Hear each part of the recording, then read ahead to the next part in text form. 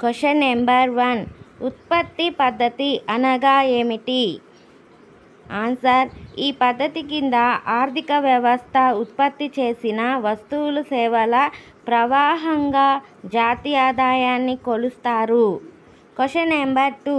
ఉత్పత్తి పద్ధతిలో లెక్కించే వస్తువులు సేవలను స్థూలంగా ఎన్ని రకాలుగా వర్గీకరించారు?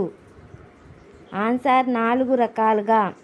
అవి వినియోగ వస్తువులు, స్థూల దేశీయ ప్రైవేట్ పెట్టుబడులు, 3 ప్రభుత్వ రంగ ఉత్పత్తులు, 4 నికర ఎగుమతులు. Question number 3. వ్యయ పద్ధతిలో జాతీయ ఆదాయాన్ని ఎలా కొలుస్తారు? ఆన్సర్. ఈ పద్ధతిలో జాతీయ ఆదాయాన్ని వ్యయ ప్రవాహంగా కొలుస్తారు.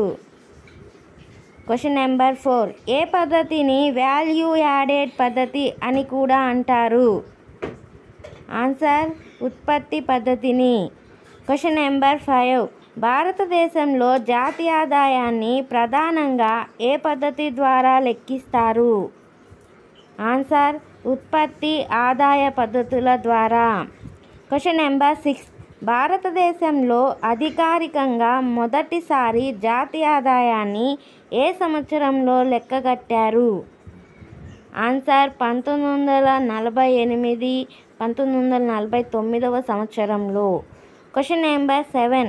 కేంద్ర గణాంక సంస్థ భారత ఆర్థిక వ్యవస్థను స్థూలంగా ఎన్ని రకాలుగా విభజించింది? అవి ఏవి? ఆన్సర్. 3 రకాలుగా.